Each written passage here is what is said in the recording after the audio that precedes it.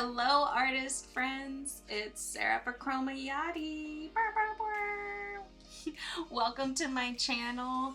Glad to be here. I know it's been a minute, but your girl's been kind of busy. But today I do have a very exciting video for you. We're not only going to be making a cheese board, I'm going to be making some coasters. I'm going to be doing some marbling technique, also some fine line detail and resin. So we got a little bit of everything for a little bit of everyone in this video. There's going to be a ton of different supplies involved in this video, and I'm even going to give you some alternate techniques. Everything's going to be listed in the description below, so go there to check out any links to anything that I'm using. And yeah, let's see what we make today.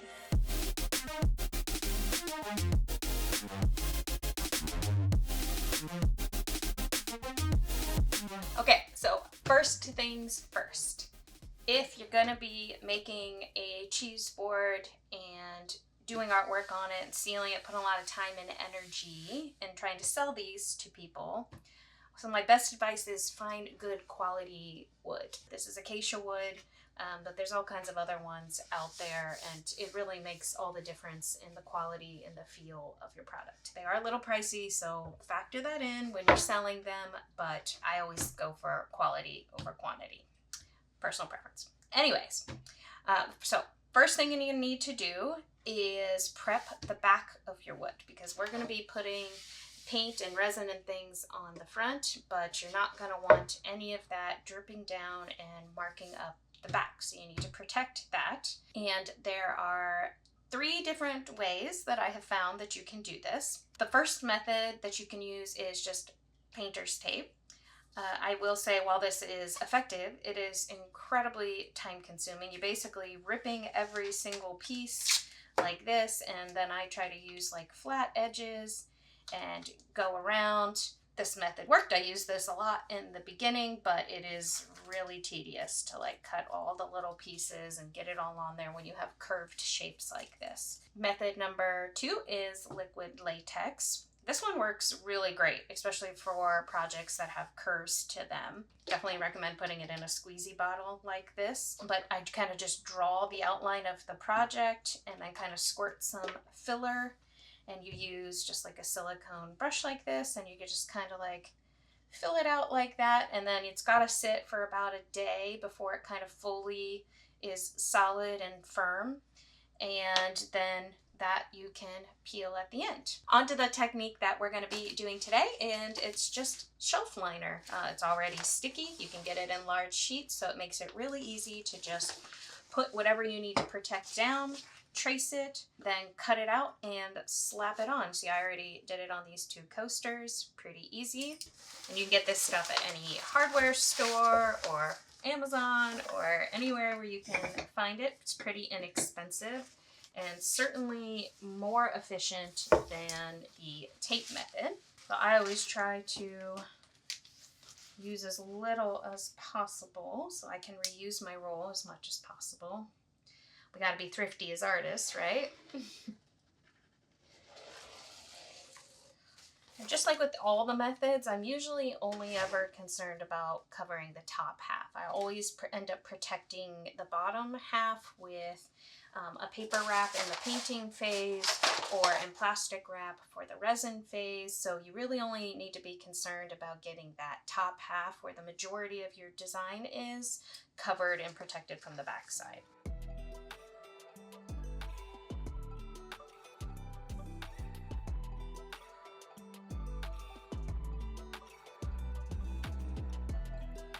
This is going to be your hardest part with this technique, is really getting it lined up and on there straight and evenly. Don't want any air bubbles. Kind of work from top to bottom, smoothing that out. If you have one of these little scraper tools, usually comes with resin. You can do this, make sure you get out any air bubbles, and that's really tight on there. Now I'm just going to make sure I trim along the edges and get this as close to perfect as possible. Some of these curved spots, you can even use an X-Acto knife.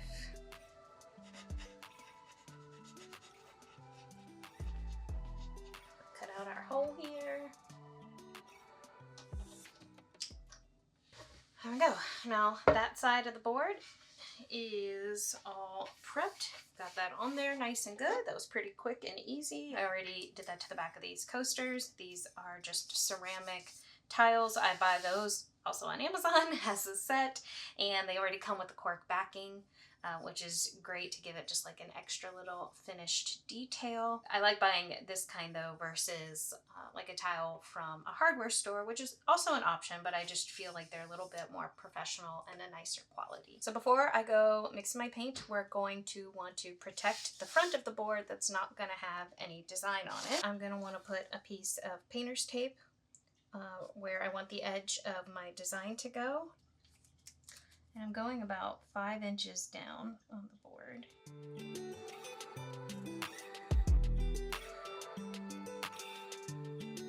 Once again, use your scraper tool to kind of get that edge on there really good. And then this part, these parts on the sides are truly where I see the most leakage happen. So I will reinforce it with another piece of tape. Some will still probably get through, but I'll show you how to fix that later. Okay, that's pressed on there real good.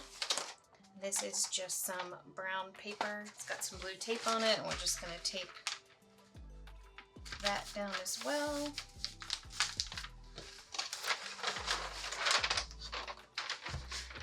As you can see, this is how we're going to cover the rest of the surface, just to make sure nothing gets on there in the painting process. Probably could cut that a little bigger.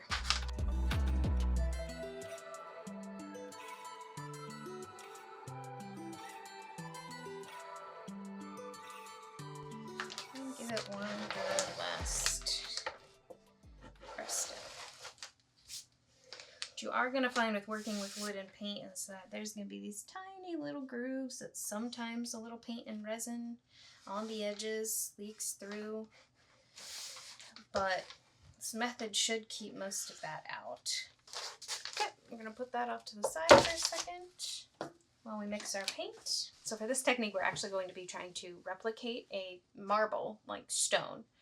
So all you need is some white and some dark gray. I really love Payne's gray. The reason why I have both of these out here is to just show you kind of the hue difference. It is important which brand you use in this case, because these are both Payne's gray, but with Arteza it's going to look a little bit more blue, and with Amsterdam you're going to get more of a normal blackish gray color. So for this technique I'm going to be using this one, but I do use this one all the time in lots of other things because it's a really beautiful navy blue color that you get with this.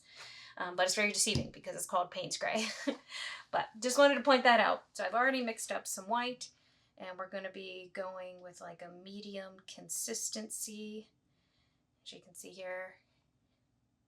And I do use a very heavy bodied white paint, so I do have to kind of mix it a lot more, and it's pretty thick right out of the container on its own. And the way I work with my paint is a 1-to-3 ratio. So it is 1 part paint, 3 parts Floetrol, and then I just use water to thin to the consistency that I want. We don't need a ton of this paint because you actually, the white is the predominant color in this technique. So we actually really don't need to mix a ton. And I don't like to waste paint, so I'm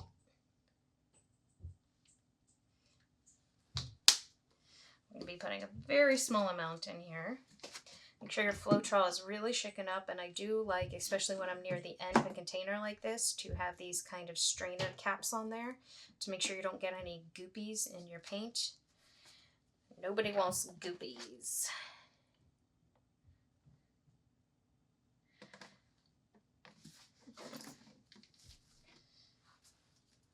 So I'm going to give that a good stir with a popsicle stick.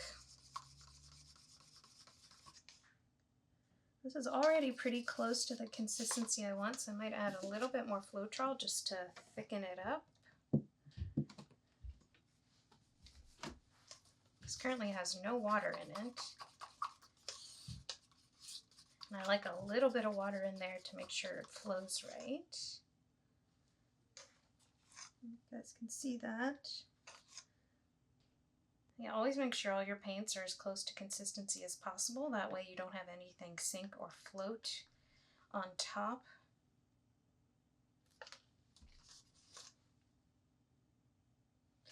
Might actually have to add a little bit more paint in here.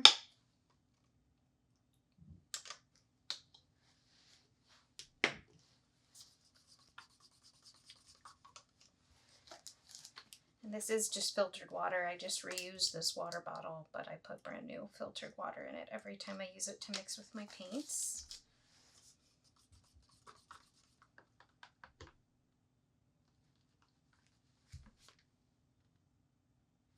Okay, and they both are. And I always keep my water and my Floetrol off to the side and my paint in case on the fly I realize I need to fix it.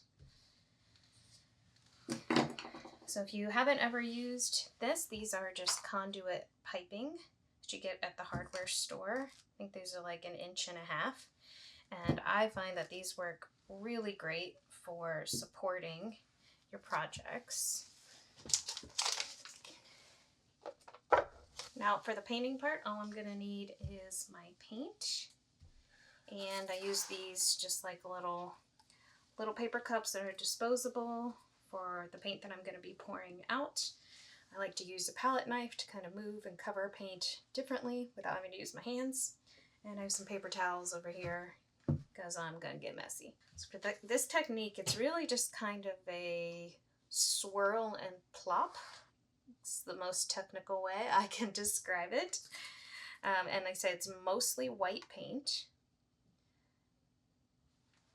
And it does take a few times to kind of figure out the amount of gray you need. Like I said, you need way less than you think. And I'm just altering the white and the gray paint. I'm going to kind of swirl it around so it's nice and mixed. You can see that's what it looks like. And then with my wrist, I'm going to be kind of doing a swoop and turn method to kind of give it the marbling look I'm going for. And then extra paint I like to start putting up here, so somewhere for my paint to flow. Then you tilt your board to kind of see how it turns out. And that's actually looking really nice so far. As far as the color mixture I was going for.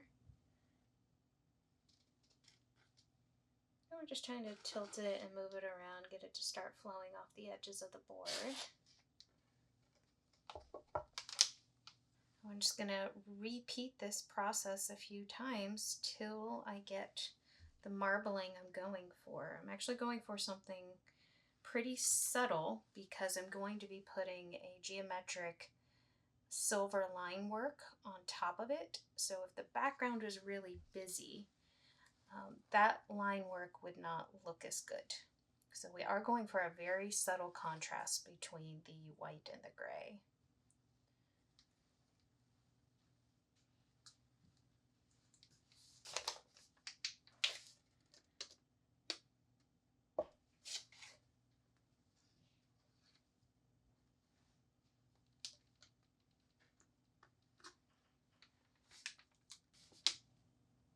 And if you don't like part of the design, you just tilt it off, pour some new paint down, and you start again.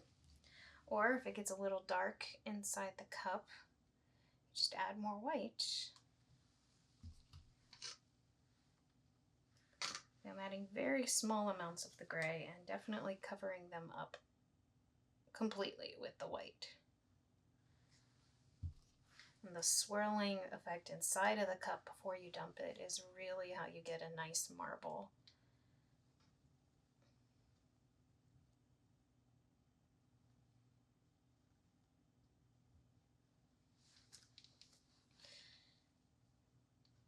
I like how there's some white in between these two.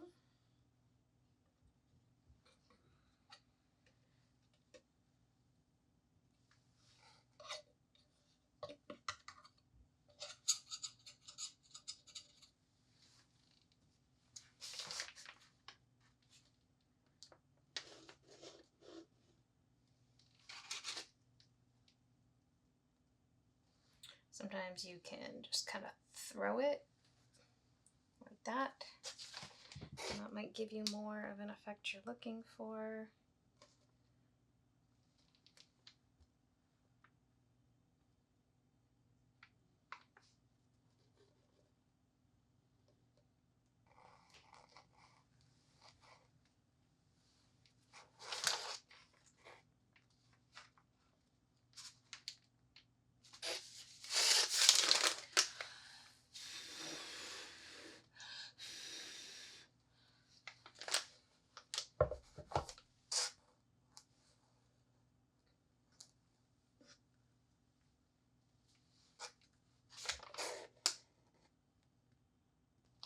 If you hadn't noticed, this is a puppy pad that I put down on my table first. It's great for absorbing paint. You just pick it up, throw it away when you're done.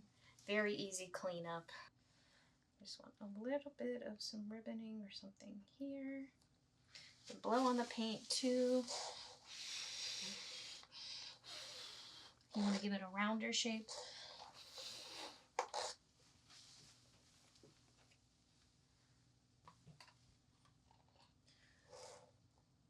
I just want some white, just take straight white. I think that looks really cool. I really especially love some of the shapes in here. I'm really hoping my tape line doesn't cut a lot of that off. I might tilt this a little bit more to make sure that I get to keep that part. Now, a lot of people ask me if I do anything to the boards first. Obviously, you saw that I didn't, as long as you were using paint consistency that's kind of medium like I did, not too thin. The paint will dry and should cover up all the wood pretty well. If you're worried about that, a lot of times what I will do is prep the board exactly like I did and then hit it with a couple of coats of spray paint first, and that kind of helps really make sure it gets in all the grooves of the wood, and then you typically aren't going to run into any sort of problems with paint coverage. So especially if you're going to do like a Dutch pour technique or something where the paint is a lot thinner, definitely recommend prepping your board first with some spray paint. And I typically try to match it to whatever the base color of paint is that I'm going to be putting on it.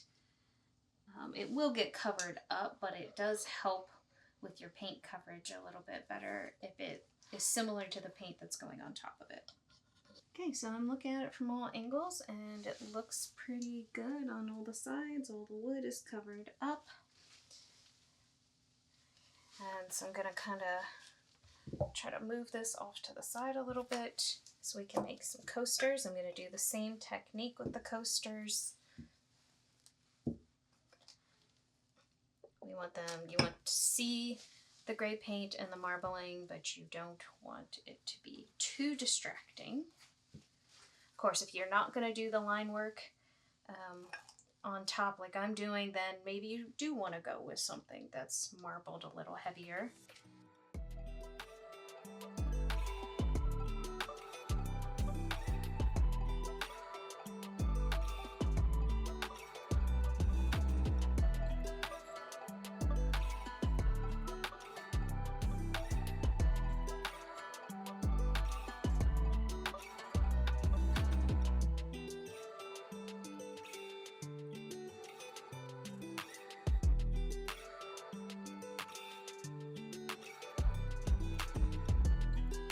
Alright, there we go. Everything is all painted. If you see any little air bubbles, you can just hit them with a blowtorch.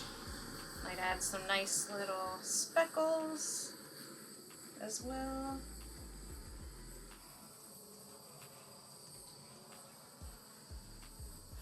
So now that all the paint's done, I'm going to let everything sit for about 2 or 3 days to fully dry and cure. And then I'll kind of move on to doing some little touch-ups of anywhere that maybe dried a little funky or I just want to tweak a little bit. and I'll let that sit for usually about another week. And then I will move on to adding in all of our design and resining. So once this is dry, I will be back. Okay, bye-bye. It has been about 3 weeks since I did this pour painting on the coaster and the board.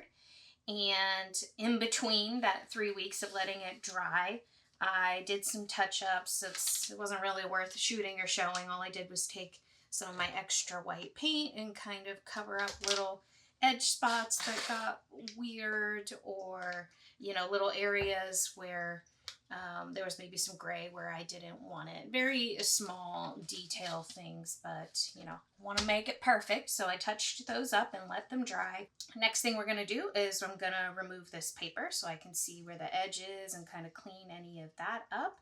And then we'll be moving on to the next step, which is adding the detailing with mylar tape. If you've never seen this before, this is just literally tape, and I'm going to use that to give this a nice edge and some silver geometric design elements. This is like a 1/16 inch. This is a 1/4 inch.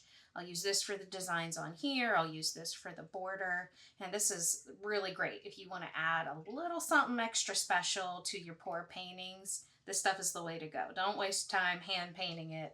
It'll take forever. I will link to this down in the description, and let's get going. Okay, so as you can see here, there's a couple little teeny things that happened. Somehow this tape was so stuck on here, it kind of damaged the board here a little bit, which I don't think I've ever actually seen happen. But don't worry, I'll fix that later, and I'll give you guys some tips of how to do that. There's some little tiny paint. They said that this is pretty typical that it happens.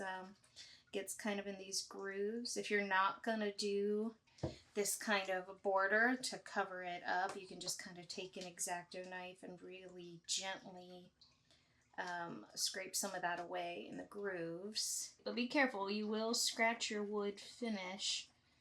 Your goal here really with these boards is to have as minimal damage, especially to the front of the board, as possible, because blending back in the staining can be tricky, and so I really try to keep that minimal damage as possible through this process. Usually what you're going to see happen on the edges, and this happens a little bit too with the resin, because it's rounded like this, it's almost next to impossible to get your tape sealed perfectly.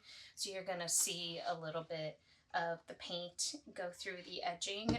I do the same thing like I just did on the front, where I'll kind of just try to scrape it away the best I can.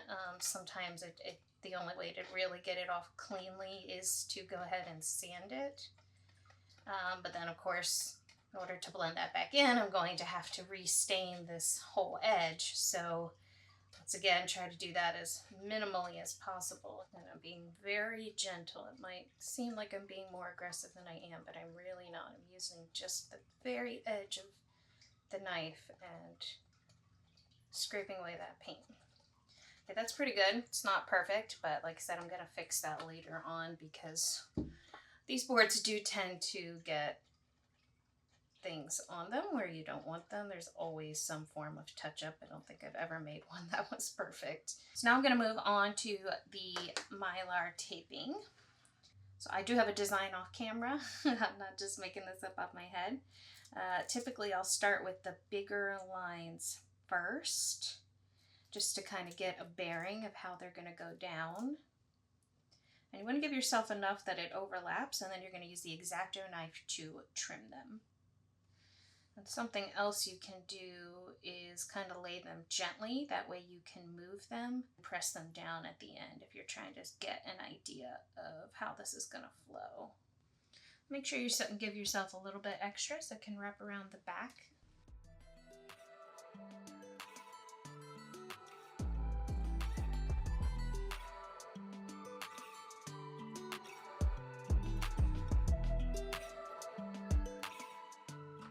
And don't worry about the cross sections. I'm gonna come back and clean that up at the end, but I do find it's easier just to overlap them, cut it with the X-Acto knife, and then peel that extra little part up instead of trying to cut it perfectly with scissors. There really isn't a right or wrong way to design this. Honestly, I have a design over here, but I've decided to go rogue a little bit. This is a circle board, and I was working off of a straight board design. So it's working out a little differently, and then as I'm seeing it interacting with the paint that I did, I'm deciding to change it. There's really no rhyme or reason here, besides I'm trying to space things out well and not overlap parts of the paint that I think are really cool. And I'm just kind of trying to give it some variation and angles.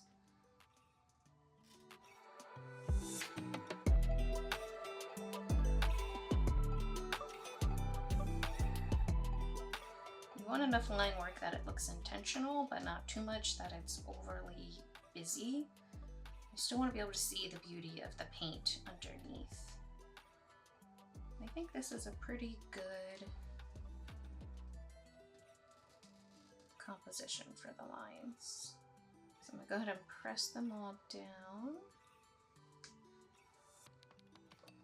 I'll say from working with this tape on these boards, the only tricky part is sometimes like around these edged corners, they get a little wrinkly, and sometimes you can see that through the resin, and it takes a couple coats to cover them up. So try to push those down around the curves as much as possible.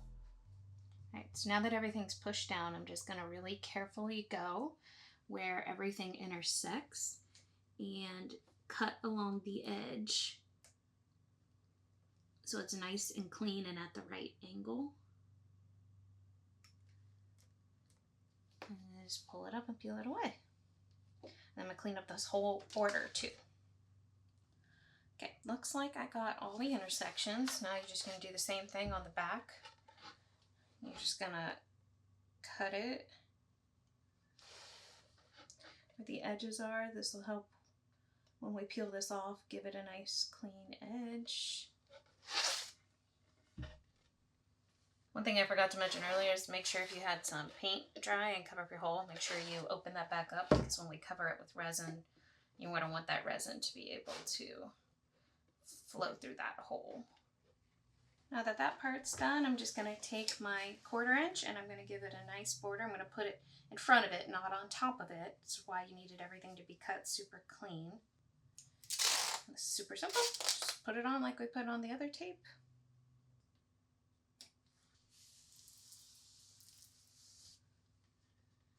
Make sure there's no air bubbles. So now I'm going to use the same tape, same thin tape, and I'm going to do the same design on both these coasters. I like them to both look the same when I do the lining. It just helps tie them together a little better. And then I will be back to show you resin and resin safety. So as you can see, I got my nice little silver chrome lines added to both of my coasters. And our board is all done and prepped and ready to go. The next thing we're going to want to do is use some tape and some saran wrap to protect the wood area here.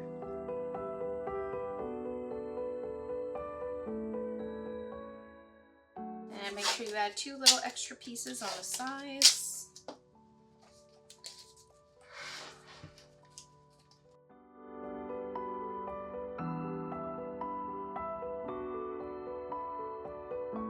Make sure this is really pushed down again, just like we did when we were protecting it with the paint. Now we're just going to protect it with some saran wrap.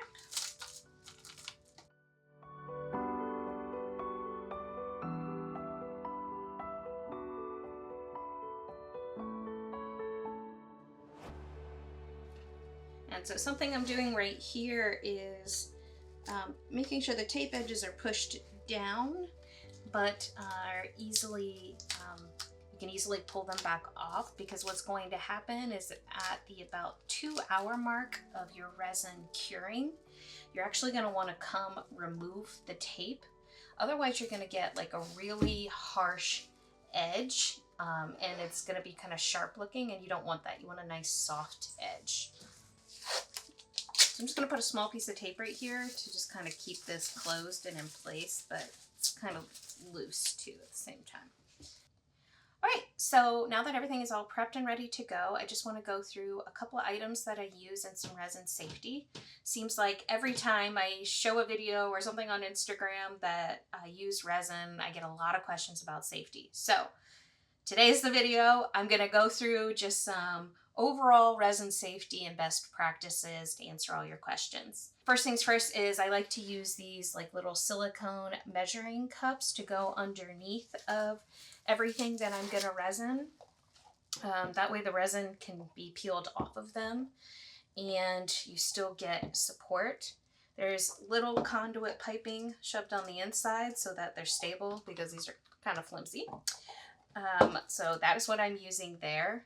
I really like using the extra large silicone mats. I think that really helps catch everything in as big of an area as you need. I would say my studio is covered in lots of resin, but these mats help for sure. Any silicone items you can use, really great to use with resin.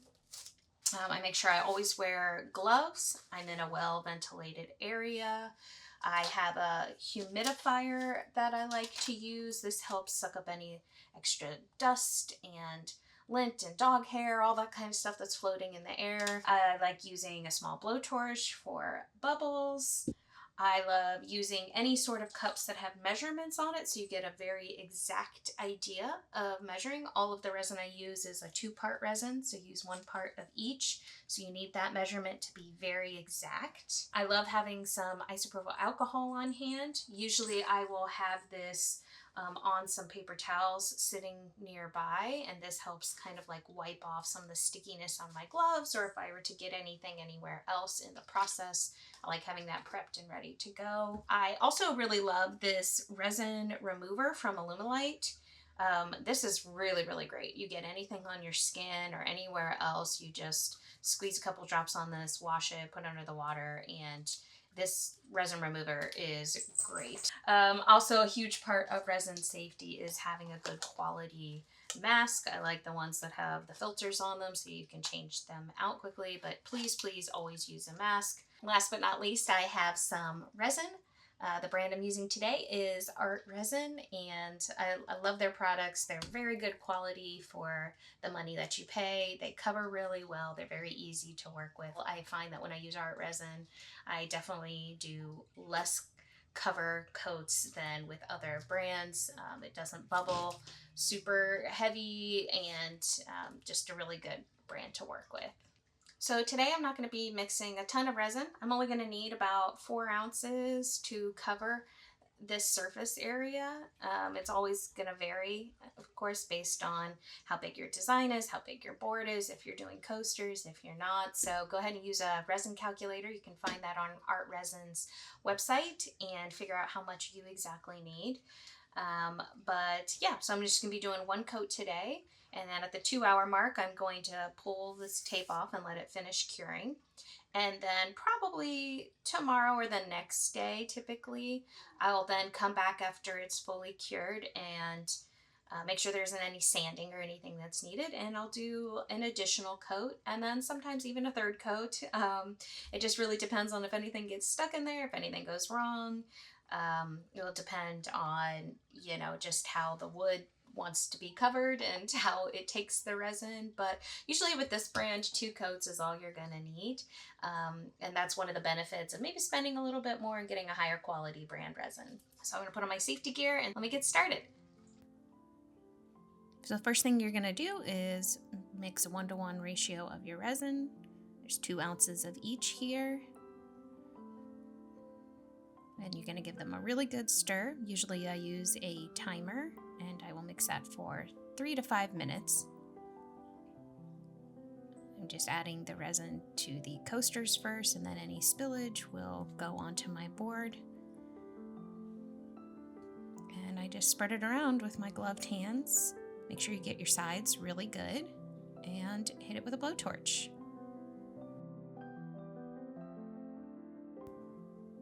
Then I cover it with a box to keep out dust and hair. Then I came back 3 hours later and took off the tape and the saran wrap so we get a nice soft edge. And then I covered it back up and let it fully cure overnight. Okay everybody, so we're back. I ended up doing 3 coats of resin on all of these to get everything covered up. Between coats 1 and 2 there were some little hairs, so then I just sanded them and did additional coats. And luckily after the 3rd coat there wasn't any dust or any hair or anything in any of them. They all look really nice, as you can see, nice and clear, beautiful coats. Same thing with the board. So now I'm going to show you how to take off the backing and then how to refinish our wood so that it all looks nice and polished and finished. So all you need for this next step is a heat gun, an X-Acto knife, and some sort of towel or fabric, something to protect your resin. I noticed in the past, if I were to just put this face down on my work surface, you can end up getting scratches and other things in your perfectly new resin, which you don't want. So because we've protected the back, this next step is actually pretty easy. You're just going to put it face down on your clean fabric, and you're just going to heat it up for a couple of seconds and then pry it off, and it's just gonna peel right off.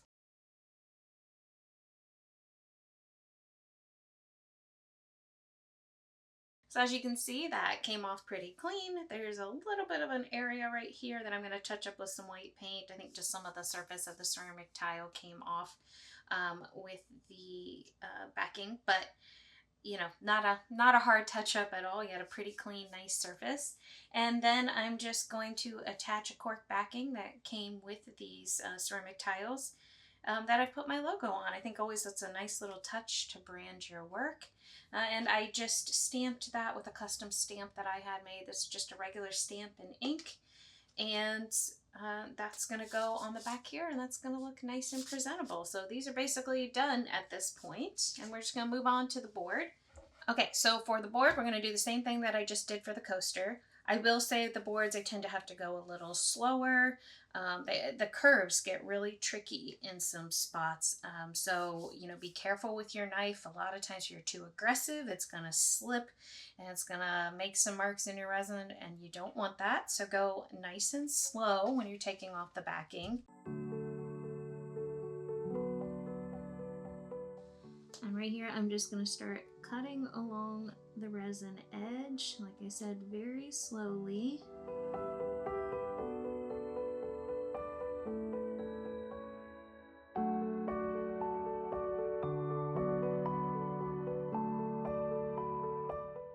I'm just working it section by section. You have to reheat as necessary.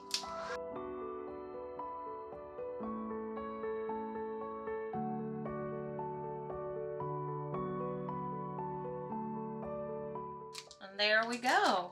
Not too bad at all. I'm gonna be honest, this is probably the cleanest back I've ever seen.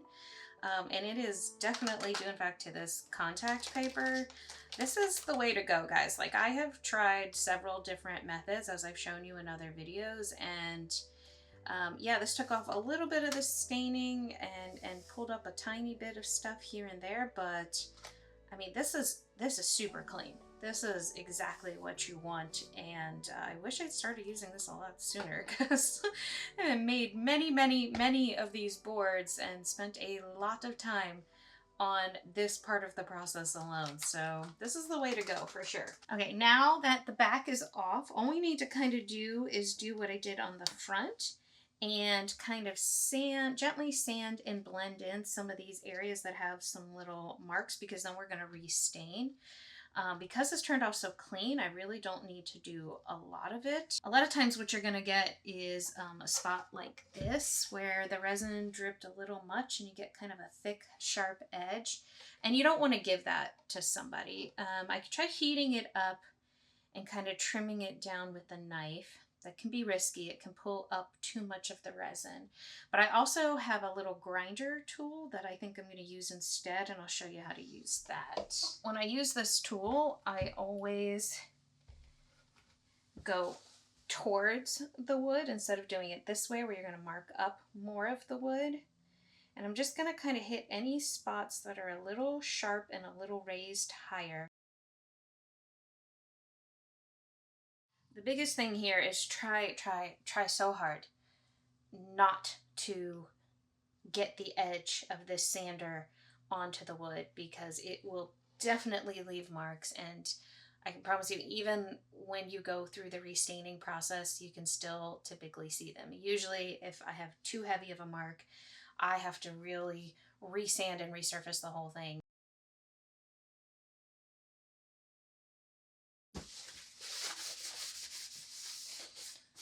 Got a little wipe down so I can kind of see really what I have left to work on here. And this is paper towel with a little bit of rubbing alcohol on it. Be forewarned, this is going to take off a little bit of your stain. So I'm going to be restaining part of this anyways. I also feel a little bit of sticky residue up here from the contact paper. Hopefully this will wipe it off. If not, just use like a Goo Gone. Let it sit, use some warm soap and water and wipe it off. This stain will not react to that well, I can tell you that from experience. Okay, so we really just have a little paint mark, a little bit of this wood peeled up right there, and just a tiny bit of sanding needs to happen there. So I'm just going to sand those down. Always go with the wood grain. So if you have a wood board that's like this, that's kind of clearly been put together, different pieces of wood, and you have these different sections, I always try to keep my sanding within one section as much as possible. Obviously, if your damage bleeds into two, you're going to have to sand both. But that way you only have to restain just that one little strip, and it usually blends in a lot better.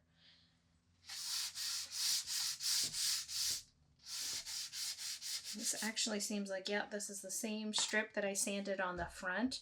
So I'm going to go around the full edge. And then this whole strip's going to get new stain, so it should match all the way across.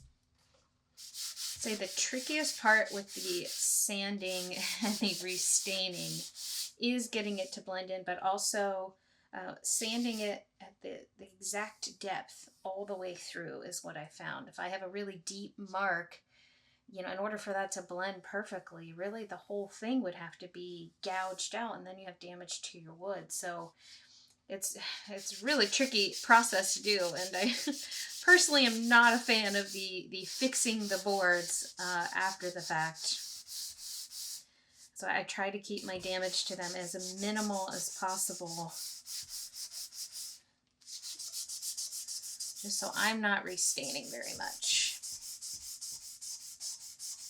Not gonna lie, I had some hard times in the past trying to fix just the wood part. Everything else looks great with the art and the resin, but the wood part has been my enemy many a time. And for the paint, I'm also going to try to use my knife first. Just see if I can scrape that off. Because a lot of times you can, if you're being gentle enough.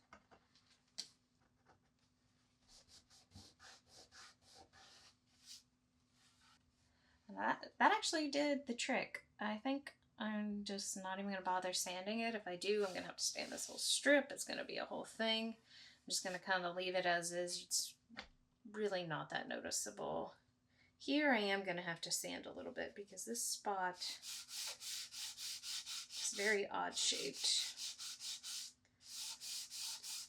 This is where some of the rubbing alcohol kind of helps. I know it is stripping off some of your stain, but it's also kind of help blending in what you're taking off.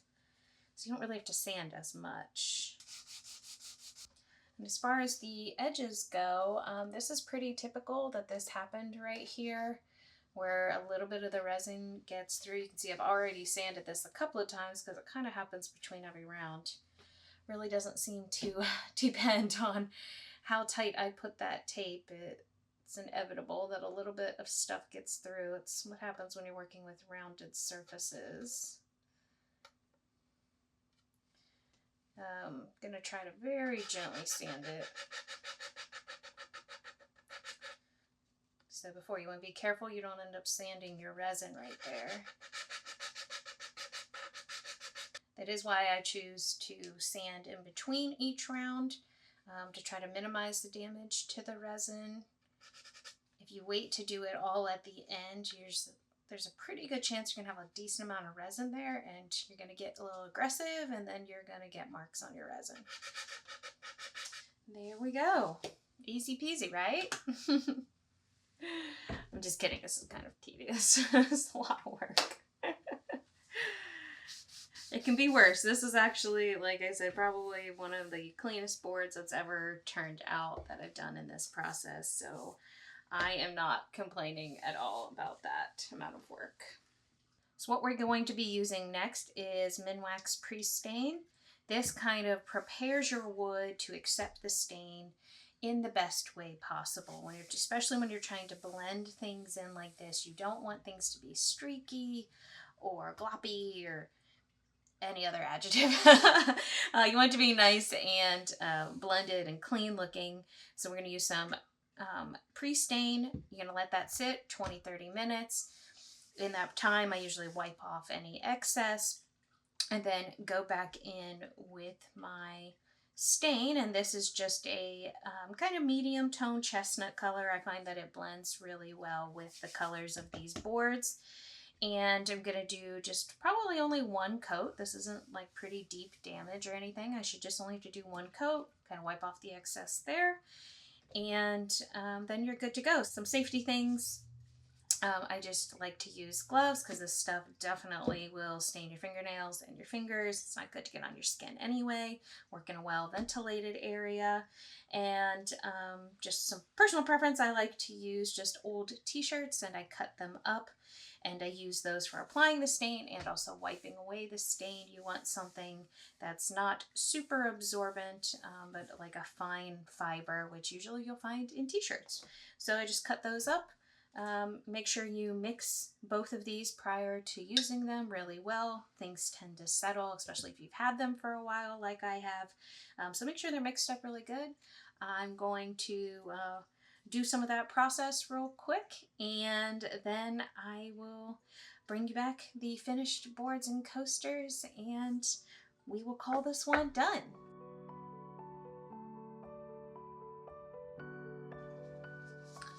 If you don't choose to use these exact brands, just follow the instructions. I mean, all of them have instructions right there on the back. The amount of time you should let it sit, what you should do before and after, all of that. So don't worry about the exact brands, but although I do like this brand. But yeah, just follow the instructions and you'll be fine.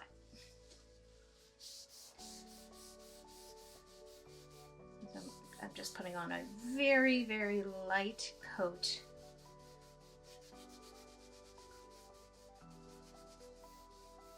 I'm going to do this whole piece going this way. At the very, very end, I'm going to put some oil on. So this wood that's been kind of just handled a lot and has lost a little bit of its shine, I'm going to put wood board oil on it, and that'll bring the shine back. So I'm not going to worry about staining that part at all. You see, I'm just using the same piece. I'm not getting more product on there. And applying it to the front and the back where the stain is going to go.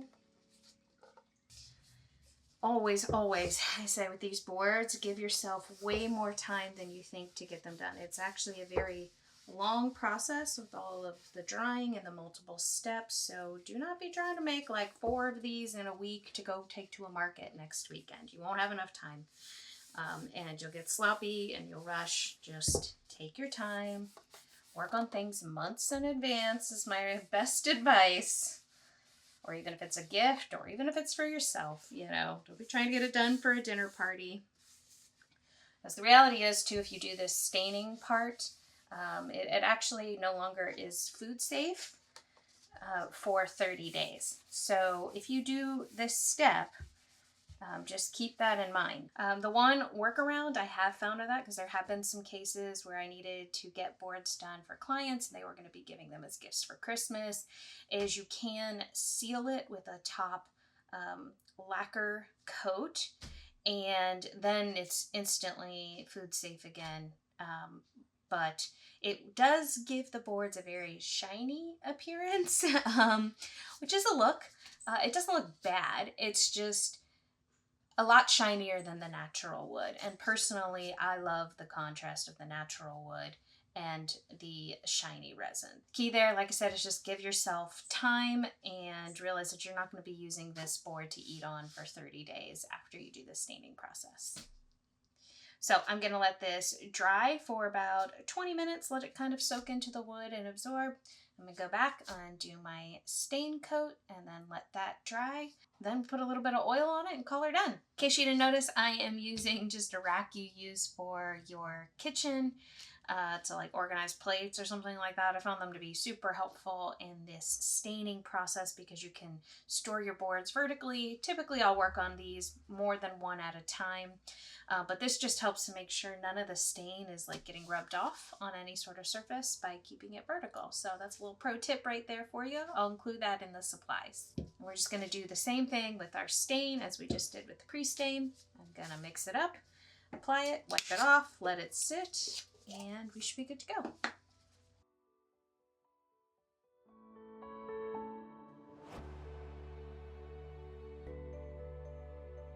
With stain, the biggest thing I've learned is you really don't want more than you need. Any excess ends up drying sticky, and it never gets unsticky, let me tell you. No matter how long you let it sit. It could be months, still sticky. If you do it too much, it's best to just go light and multiple coats and go slow than it is to try to rush and get it done. All right, so here we are. All of my stain has dried and set, and you can see the board looks perfect front and back, and that's exactly what you want to see. Both my coasters are done as well. I have my logo on the back of those.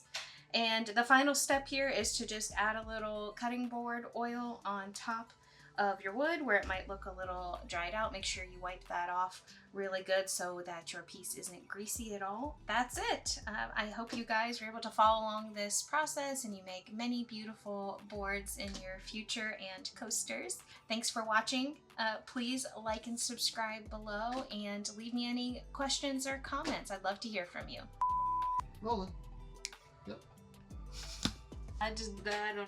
Glad to something. Glad to be here. I don't know.